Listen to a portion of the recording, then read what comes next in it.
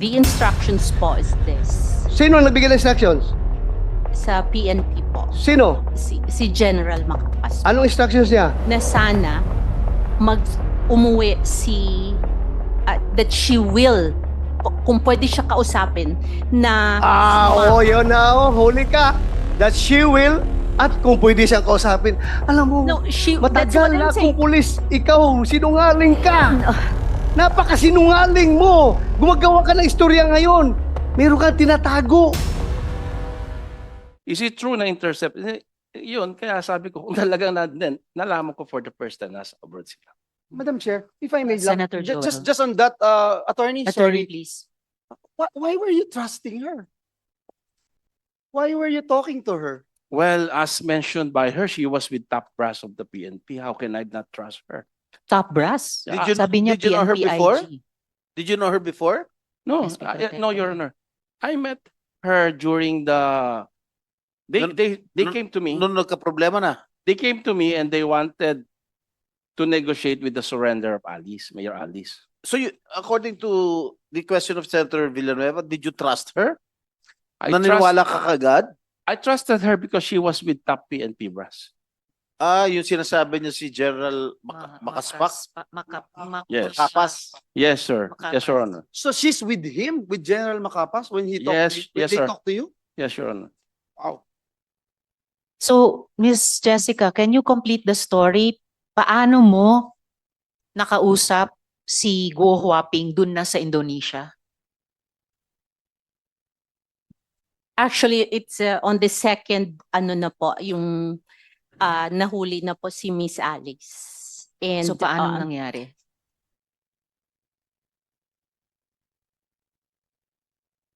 I really would like to request for an executive session. Your Madam, No. executive sessions are for matters of national security. You're in this deep already sa pag-narrate nyo sa amin. You might as well not, huwag nyong paiksian yung PC ng mga miyembro ko sa komiteng ito, buuin nyo na yung kwento nyo. Dahil kayo naman po nagsimulang magsabi that on the second trip, you were able to talk to Guo Huaping. Yes, Your Honor. Kompletuhin nyo na kasi Okay, Your Honor. pag napitin, mas nakakagalit. Okay, Your Honor. On the first time po na nandoon kami, no, we were not able to see Miss Alice Go. So hindi po siya nag-surrender. There was no communication. of Anong Alice. petsa yon? I cannot remember. po, Was Your that August also? Was that July? That was few days, I think few days prior to, yung, I cannot remember, Your Honor. I can Few check days on- prior to what? No, after pala po, the first time, if I remember right, was, nung nahuli pala yung magkapatid po. Sina Sheila Guo at Yes. Cassandra Leong. Yes po. And That was then, the first, no. The second was a week after po. a week after. Nung nahuli na po si Alice. But before siya nahuli or after siya nahuli? That was that day na nahuli po siya. Okay, so paano nangyari? I got a call po. I got a text from Indonesia po na Who mahuli texted you from Indonesia? yung po, yung sa tawag nito, yung Ano? in charge po, yung nakahuli po kay What? kay- Sino? An Indonesian law enforcement officer texted you? Yes, Your Honor. Really? Are you kidding? Sa bayang bigkasan Alam na mo, tayo, alam mo. SP Pro Tempore. Alam mo, Marian, mas sinungaling ka pa rito kay Alice Go eh. Sir, I can show you the text message. Okay, show it to us. Show us the I text. don't have the phone, sir.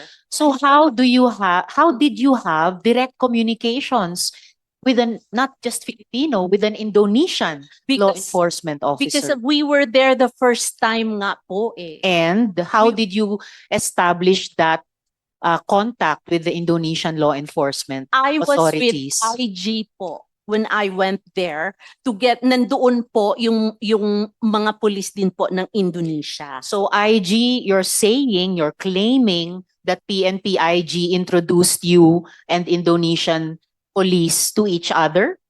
It wasn't an introduction po. Magkasama lang po kami during the time. But magkasama Doon po kayo kami nagkakilala po. and you exchange numbers. Yes po. Madam, So you had that communication line. Senator De La Rosa. Madam Chair, I was a former chief of staff of IG. I became the deputy director for operations of intelligence group, IG. I became a deputy director for administration of intelligence group. How come in the world na nahuli na si Alice Go doon? Kaya kailangan ka pa dalhin ni Makapas doon sa Indonesia para kumbinsihin si Alice Go? I don't see any logic. Wala ako nakikitang intelligence value sa presensya mo, sa papel mo doon. Bakit ang IG gagamitin ka? Huli na siya eh. Huli na siya. Bakit ka kasama sa IG? Wala akong nakitang intelligence value sa'yo. Siguro ang intelligence value sa'yo kung magamit ka for any other reasons na pwede kang gamitin. Your Honor, the instructions po is this. Sino ang nagbigay ng instructions? Sa PNP po, Sino? si General Macapas po, Anong instructions niya? na sana umuwi that she will, kung pwede siya kausapin, na sumama. Yun na, huli ka. That she will, at kung pwede siyang kausapin. Alam mo, No, that's matagal what na I'm saying. kung pulis, ikaw, sinungaling ka. No. Napakasinungaling mo. Gumagawa ka ng istorya ngayon. Meron kang tinatago. Hindi kita papalabasin dito sa session hall ito kahit na hawak ka na ng NBI. Tilio, hindi kita papalabasin dito sa session hall ito. Sige.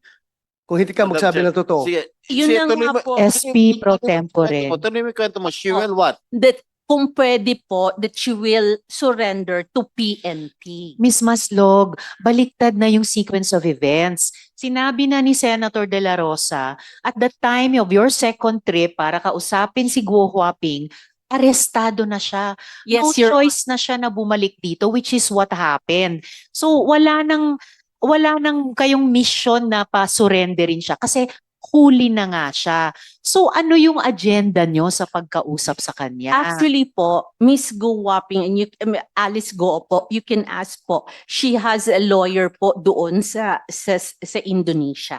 Just a And- minute, before you continue, Ms. Maslog, about the lawyer in Indonesia, General Macapas will be joining us online. So we will be able to fact check with him this amazing story. Please continue. If I Senator may Joe. also just put into the records, no? The Senate already gave time in 2000 and 2000? In year 2000.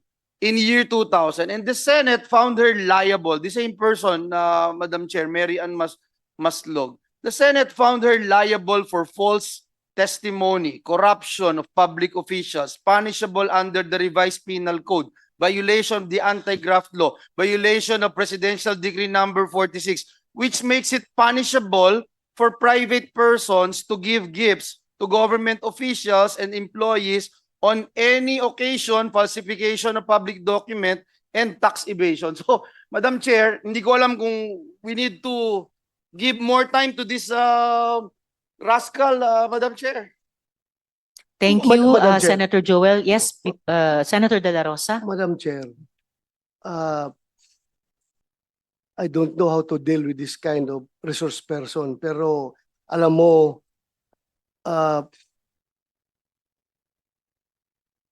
I suspect nandoon ka, pupunta ka sa Indonesia because somebody is using you for an irregular operation. Kang lingo-lingo dyan. I am sure. Somebody's using you.